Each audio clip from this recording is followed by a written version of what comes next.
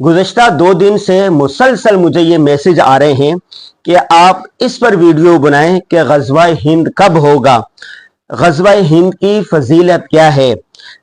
और अजीम फजीलत और इसकी जो बशारत है ये इसके मुस्तहिक कौन लोग होंगे और क्या वाक़तन हदीस शरीफ में ग़ज़वा हिंद का जिक्र है या नहीं। तो मैंने सोचा कि आज इस पर वीडियो बना ली जाए, इस पर कुछ गुफ्तगू कर ली जाए। गुज़श्ता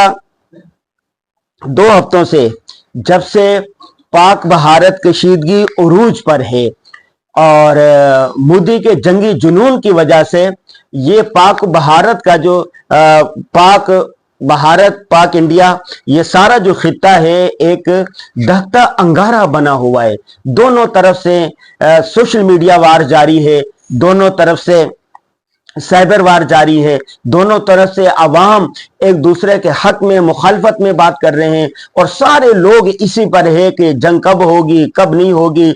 फौजी सरहदों पर पहुंच चुके हैं, टैंक तैयार हो रहे हैं और ये सारे एक हिजान अंगेज और परेशान कुन माहौल बना हुआ है। और इसमें बहुत सारे उलमा के राम की तरफ से आ रहा है कि मोदी ने जंगी जुनून की वजह से मुसलमानों के दिलों में ग़ज़वा हिंद की याद ताज़ा कर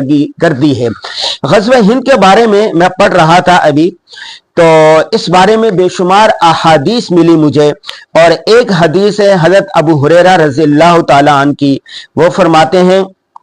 तर्जुमा पढ़ के सुनाता हूं मैं, यह हदीस बिल्कुल सही है। हज़रत अबू हुरैरा रज़ियल्लाहु ताला अन्हु से रिवायत है कि रसूलुल्लाह सल्लल्लाहु अलैहि वसल्लम ने हमसे ग़ज़वा हिंद के बारे में वादा फरमाया था। ठीक है, तो हज़रत अबू हुरैरा रज़ियल्लाहु ताला अन्हु कहते हैं, तो मैं अगर जिंदा रहा और वहां गया तो शहीद हो जाऊंगा और शहीद बेहतरीन शहीद शुमार होऊंगा,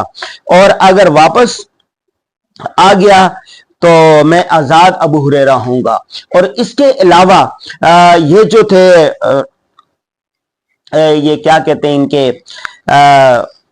ये जो डॉक्टर इसरार अहमद ने, मौलाना मौदूदी ने, इसी तरह मुफ्ती अबू लुबाबा शाह मंसूर साहब ने अपनी किताब दज्जाल में और डॉक्टर इसरार ने अपने कई खुतबात में, इसी तरह मौलाना मौदूदी ने और मौलाना उमर ने और इसके अलावा कई लोगों ने इस मौजू पर पूरी किताबें लिखी हैं ग़ज़वा हिंद के बारे में और इसकी अलामात क्या होगी और वो वक्त कौन सा होगा। तो इन हालात को देखकर लग रहा है कि जैसे यह आखिरी ज़माना चल रहा है और ग़ज़वा हिंद का आगाज होने ही वाला है। असल बात यह है कि ग़ज़वा हिंद कभी भी हो, आज हो, कल हो, साल में हो, 2 साल में हो, 5 साल में हो, असल बात यह है जो आप और हमारे करने की है वो ये बात है कि इस वक्त दीन इस्लाम का तकाजा हमसे क्या है। इस वक्त अल्लाह और रसूल सल्लल्लाहु अलैहि वसल्लम की जो तालीमात है वो हमसे क्या मुतालबा कर रही है। वक्त के मुताबिक दीनी तालीमात की रोशनी में जो मुतालबा हो उस पर हमें लब्बैक कहना चाहिए। जैसे आप बीवी बच्चों के साथ कहीं जा रहे हैं, रास्ते में देखा एक ट्रैफिक हादसा हो गया, एक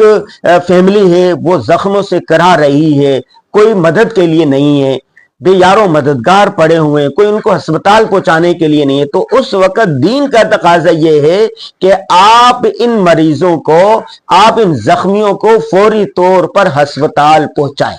ठीक है, इस वक्त दीन इस्लाम का तकाजा आपसे ये होगा। हाँ, बाकी ये कि हम बीवी बच्चों के तफरीक करना भी जरूरी है, इस वक्त वो तकाजा आपको मौकूफ कर देना चाहिए। इसी वक्त जब कोई बादशाह या कोई और ये ऐलान करे कि इस वक्त हमें फलां चीज की जरूरत है, कौम को इस चीज पर मुत्तहिद होना चाहिए, मुल्क व कौम के लिए, आलम इस्लाम के लिए, मुसलमानों के लिए ये चीज बेहतर है, तो उस वक्त उस पुकार पर लब्बे कहना चाहिए। हालात के तकाजे के मुताबिक, हालात के मुताबिक जो दीन का तकाजा हो, जो उलमाए कराम हमारी रहनुमाई करें, जो दीन इस्लाम हमें रहनुमाई करे, जो रसूलुल्लाह सल्लल्लाहु अलैहि वसल्लम की सीरत से मिले, उस पर लब्बैक कहना ये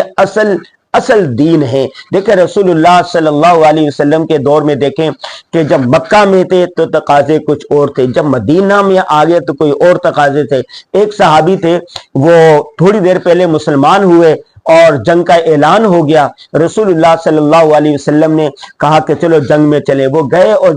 ایسے لڑے، صحیح طریقے سے بہادری جمع مردی سے لڑے اور وہ شہید ہو گئے۔ کہتے ہیں انہوں نے کوئی ایک نماز نہیں پڑھی، کوئی وہ نہیں کیا، لیکن دین کے تقاضے پر لبیک کہا اور وہ کامیاب ہو گیا۔ اگر آپ اور ہم چاہتے ہیں کہ ہم کامیاب ہو جائے دنیا میں بھی آخرت میں، کہ ایک بات یاد رکھیں، دین اسلام کی تعلیمات پر عمل کریں، سنت رسول صلی اللہ علیہ وسلم پر عمل کریں، سنت کے راستے ہی جنت کے راستے ہیں، یہی فلاح دارین ہیں۔